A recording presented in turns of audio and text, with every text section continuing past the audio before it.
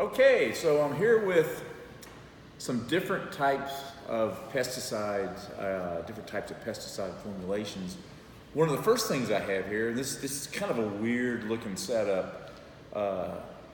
These are poison peanut pellets. And Sweeney's, since 1892, poison peanut pellets, and they are designed to kill moles and gophers and probably also voles, which are a lot like moles. And the way this thing is set up is it's got this funnel-shaped container.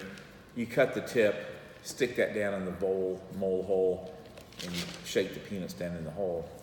And of course, the poor gopher mole eats them and they die.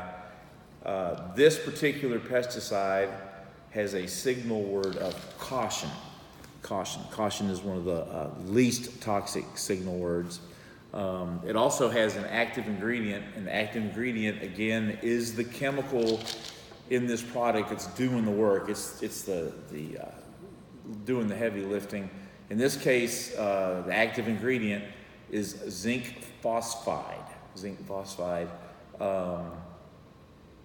This one doesn't really have a brand name on it. A lot of times you might have a pesticide that has two different pesticides that have two different brand names, but they might have the same active ingredient. So you have to kind of watch for that. But in this case, these poison peanuts, let's see what these things look like. Probably kind of nasty looking. Looky there, they kind of look like rabbit food almost in a lot of ways, or like, some kind of rabbit poop. But that's the poison peanuts, what they look like. Get these guys back in here.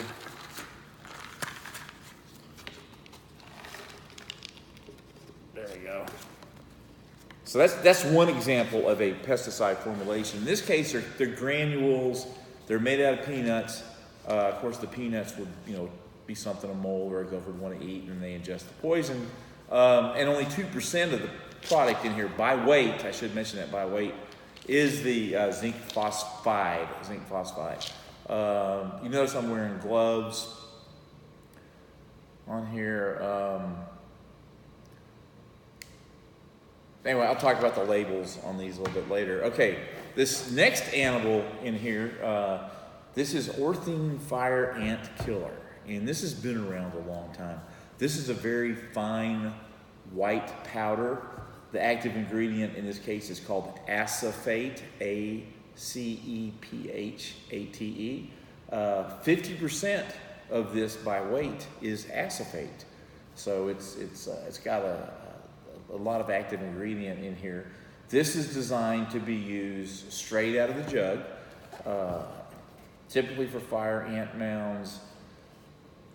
You can also buy this same product, acephate, in a more concentrated powder, still the same powder, it's just more concentrated, where you might mix it with water, like 1 tablespoon per gallon, so it's a lot more concentrated. In this case, it's designed to be used right out of the jug. It's what's called both of these are ready-to-use products. You don't have to mix them up, per se. In this case, I'll show you what this acephate looks like. Of course, it's got one of those tops on it that you have to squeeze. And notice it's got an inner label, or an inner seal, I should say. I'm going to open it up a little bit. These inner seals, sometimes I'll just poke a little hole in them, sometimes even a smaller hole. This stuff comes out pretty fast, and there's what it looks like. I'm going to have a hard time getting that out of there, but it's a real fine powder, and it's designed to be sprinkled on fire ant mounds. Like I said, you can also mix a different formulation of this with water, and not only can you drench fire ant mounds, but according to the label, you might be able to use it on aphids or other insects like this.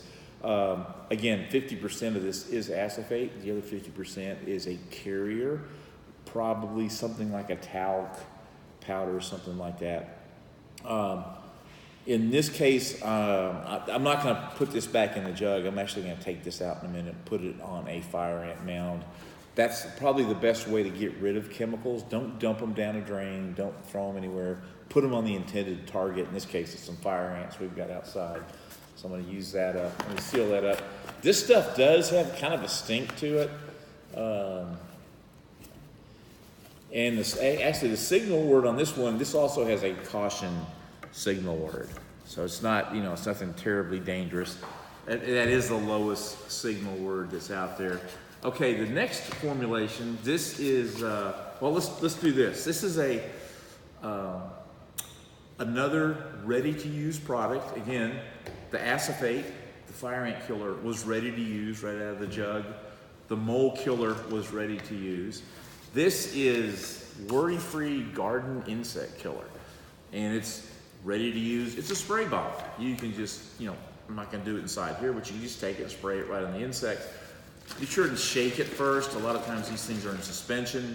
In this case, this has the active ingredient, pyrethrins, 0.01%. So that's a very low concentration of pyrethrins. Canola oil is 1%. Canola oil, there are a lot of oils out there, pesticidal oils that have a devastating effect on insects, coats their bodies. Other ingredients, 98.99%. Probably mainly water in here. Also, it has a caution label, so it's fairly safe. Where you got to be careful on a lot of this stuff is getting it in your eyes. In that case, you want to be sure and wear safety glasses. And on the back here is the label on the back. And just kind of doing a quick look at the label. Caution, avoid contact with skin or clothing. Prolonged or frequently repeated skin contact may cause allergic reactions in some individuals. Wash thoroughly with soap and water after handling and before eating, drinking, chewing gum, or using tobacco. Also on this label, environmental hazards. This product is toxic to aquatic organisms, including the fish and invertebrates. Do not apply directly to water or near water. Drift and runoff may be hazardous to fish in water adjacent to treated areas. Do not contaminate water when disposing of equipment, wash water, or rinsate. See directions for use for additional precautions and requirements. So that's on there too. And I'm going to go over these labels in detail in a different video. This one is labeled for outdoor use, home greenhouse use, indoor use, dormant use in the winter where you can kill exposed egg stages of pests. But in this case, this is a ready-to-use spray. And you'll see a lot of different sprays like this out there that are ready to use. Now, a different ready-to-use spray, this one has a little hand pump where you squeeze the trigger. This one is aerosol driven. I'm sure we've all used this before, where you actually, shake it. I always like shaking these things first. Shake it and press the top and you get a fine mist coming out of here. There is an aerosol propellant in here. In this case, this is ant and roach killer. And it has a signal warning label of caution. And the active ingredient, and it seems like they keep making the fonts on these active ingredients smaller and smaller. D-transalethrin, A-L-L-E-T-H-R-I-N. It also has what's called piperonal butoxide, technical, that's PBO. PBO is a synergistic product that is added to a lot of different insecticides that makes them work a little bit better. Here's something else. A couple other long words here I'm not even gonna try. Other ingredients, 99.57. Most of this is other ingredients. And then the actual active ingredients are 1.43%. So not a lot of this is active ingredient, but it does a pretty good job on ants and roaches.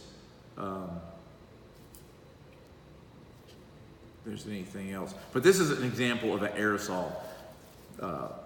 container, ready to use. There's another type of aerosol that's on the market, flea bombs. Flea bombs, or in the case of greenhouses, you can also buy what they call total release or quick release aerosols.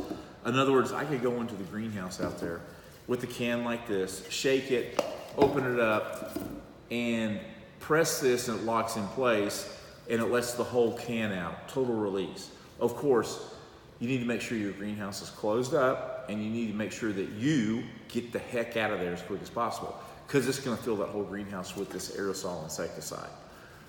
It's a lot like flea bombs in a house. If you've ever had to use a flea bomb, you have to leave the house, you have to cover up certain things, and it fills the whole space with the insecticide. It's a good way to get rid of some insects. I don't know of any organic total release products. Most of them are pretty heavy duty stuff that you can use out there. I'll get into those in a different video. Okay, here's an example of a pesticide that you have to mix with water and then apply it with a sprayer. This is Pesticidal Oil. Actually, it's canola oil. If you remember, there was some canola oil in this bottle of insect killer right here. Canola oil coats the insect. Insects breathe through their skin, breathes through their sporacles. It coats the insect. It pretty much suffocates them. In some cases, it melts their bodies. This particular pesticidal oil, again, it's canola oil, 96%, 4% other ingredients. It's OMRI listed, O-M-R-I. See that OMRI listing right there? That means it's listed and has been tested by the Organic Materials Research Institute, and it's quote unquote organic. Or can be used in organic situations. If you are a certified organic grower, certified naturally grower, you can use this, and it's part of that without worrying about losing your certification. This has a caution label. There it is, right there. It's, again, on all these products, you don't want to get it on your skin. You got to worry about your eyes. I'm wearing gloves here. See if there's anything real quick right here. These labels, they come in Spanish and English. Oil removes the glaucous bloom from such. Here's a good example here. In this case, it's a use precaution. The oil removes the glaucous bloom from such as evergreens as Colorado blue spruce and Coster spruce. Use caution on blooms and buds of oil-sensitive plants. So they give you some warning here. If you're going to use this, you might end up ruining the blooms on certain plants or burning the leaves, things like that. But anyway, this oil, and let's see what this stuff looks like. Oops. I was hoping there would have been a safety seal on there, but I don't see it. It looks a lot like motor oil in there.